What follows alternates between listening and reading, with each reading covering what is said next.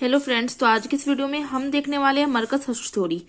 जो भी student MSc कर रहे हैं, एमएससी की फर्स्ट सेम में इनऑर्गेनिक केमिस्ट्री का ये आपका टॉपिक है और इस पे आपका लॉन्ग क्वेश्चन, शॉर्ट क्वेश्चन भी आता है। तो मरकज हर्ष थ्योरी जो है आपकी काफी ज्यादा इंपॉर्टेंट है, ठीक है ना। तो आपको क्या करना है, मैं आपको नोट्स दिखाने वाली हूँ, वीडियो को आपको पॉज करना है और अपने नोट्स को प्रिपेयर कर लेना है। बहुत इजी लैंग्वेज में आपको ये मरकज हर्ष थ्योरी मिलेगी। एंड इस वीडियो में मैं आपको ये भी बताऊंगी कि अगर मरकज हर्ष थ्योरी लॉन्ग क्वेश्चन में आ जाती है तो आपको किस तरह से क्वेश्चन को लिखना है। तो चलिए वीडियो को स्टार्ट करते हैं। मरकज 1956 एंड हुश 1957 मीन्स ये दो आपके साइंटिस्ट थे, ठीक है। और इन दोनों साइंटिस्ट के नेम पे आपकी मरकज हर्ष थ्योरी आई। Marcus and Hush developed theories of electron transfer reaction. अब ये ईटीआर रिएक्शन क्या होती है, ये आपकी है ईटीआर रिएक्शन। ईटीआर रिएक्शन का एक पार्ट आता है आगे मरकज हर्ष थ्योरी। तो लॉन्ग क्वेश्चन आपका ईटीआर से स्टार्ट होता है।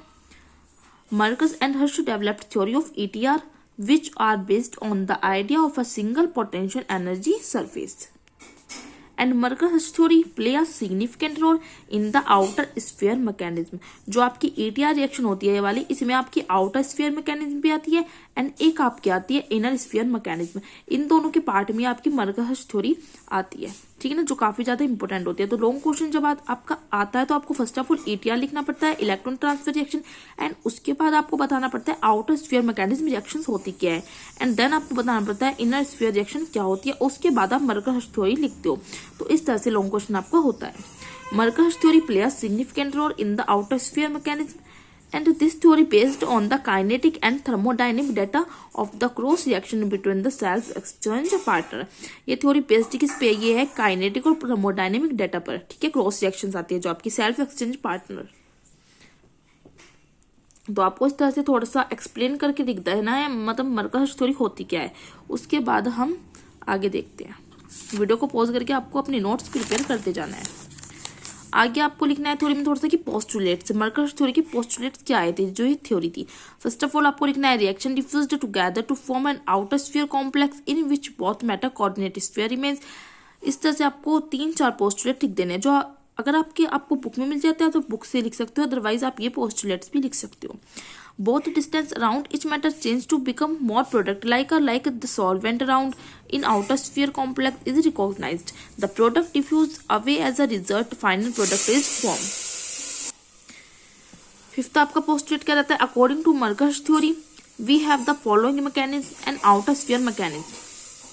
फिर आपको मैकेनिज्म लिखनी है, आपको कुछ रिएक्शन लिखनी होती है, जैसे FeCN6 4 negative plus IrCl6 2 negative, FeCN6 3 negative आपका फॉर्म होगा product, IrCl6 3 negative. Above reaction is show as, जो ऊपर की रिएक्शन है उसको हम शो किस तरह करते हैं, आपको सेल्फ एक्सचेंज रिएक्शन दिखानी पड़ेगी, ठीक है ना। तो इस तरह से आपको कुछ रिएक्शन लिखनी है जो आपकी सेल्फ एक्सचेंज की रिएक्शन होगी, जो कि मरकज थ्योरी में एक्सप्लेन करनी हमें होती है।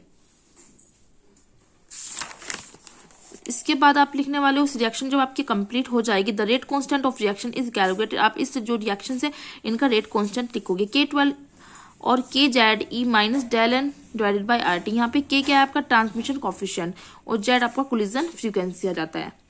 This value constant for a reaction taking under the thermodynamic parameter. According to Marcus theory the Marcus reaction is return as, जो मरकज थ्योरी की रिएक्शन आ जाती है जो हम रेट कांस्टेंट निकालते हैं वो कुछ इस तरह से आता है, K12 is equal to under root K11 K22 K12 KF12। Means हमने सारे रेट कांस्टेंट निकाले हैं। Where K12 is rate constant and F12 is defined, जो आपने F12 दिया था उसको इस तरह से डिफाइन करते हैं, log K12 की power 2 and K log K11 K22 Z2 taking log in equation first. जो हमारी इक्वेशन फर्स्ट है, जब हम उसको log लेते हैं तो कुछ इस तरह से आपकी वैल्यू निकल के आती है। And since the value of F is near to equation first, जो F की वैल्यू आती है वो नियर किसकी होती है, इक्वेशन फर्स्ट में है जो, तो log F12 को हम क्या करते हैं 0 के इक्वल मान लेते हैं। तो इस तरह से आपके निकल जाते हैं जो आपकी मरकज थ्योरी का पार्ट होती है। तो यहाँ तक आप मरकज थ्योरी लिख सकते हो, ठीक है ना। बट ये क्या है, ये अगर आपको लॉन्ग क्वेश्चन आता है तो इतनी सफिशिएंट नहीं होती। तो आपको कुछ क्वेश्चन इस तरह से करना होता है कि आपको पहले ईटीआर लिखना पड़ता है, फिर outer sphere mechanism, inner sphere mechanism, and फिर आपको मरकज थ्योरी लिखनी होती है, ठीक है ना। तो मैं स्टार्टिंग से आपको दिखा रही हूँ, आपको वीडियो को पॉज करके अपने नोट्स बना लेने हैं। मरकज थ्योरी में कहूँ तो उसकी जो एक्सप्लेनेशन है काफी ज्यादा इंपोर्टेंट होता है और काफी हार्ड होता है समझने में। तो हमारे टाइम में जो हमारे सर ने हमारे नोट्स प्रिपेयर करवाए थे वो इस तरह से करवाए थे।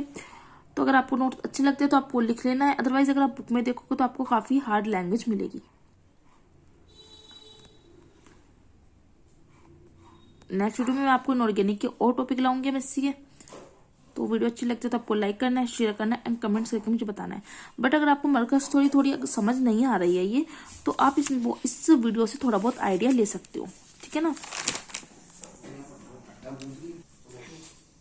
तो आपको इस वीडियो से थोड़ा सा आइडिया ले लेना है कि आपको मरकज थ्योरी को थोड़ा सा एक्सप्लेन करना है। उसके बाद आप पोस्टुलेट सीख सकते हो, उसके बाद जो इसकी मैकेनिज्म आप वो लिख सकते हो, एंड मैकेनिज्म के बाद फिर आप थोड़ा सा डिस्कस कर सकते हो कि उस मैकेनिज्म में जो जो पॉइंट आया उसको किस तरह से एक्सप्लेन करना है, ताकि आप अपना क्वेश्चन ईजिली बना सको। क्योंकि इस पर लॉन्ग क्वेश्चन आप शॉर्ट पेपर में देखोगे लॉन्ग क्वेश्चन आया हुआ है, और शॉर्ट क्वेश्चन में भी आपकी मरकज थ्योरी आई है जो हर बार आती है और काफ़ी ज़्यादा इंपॉर्टेंट होती है, ठीक है ना। अदरवाइज आप ये लिखना चाहो तो इसकी लैंग्वेज मैंने बहुत इजी से लिखी है।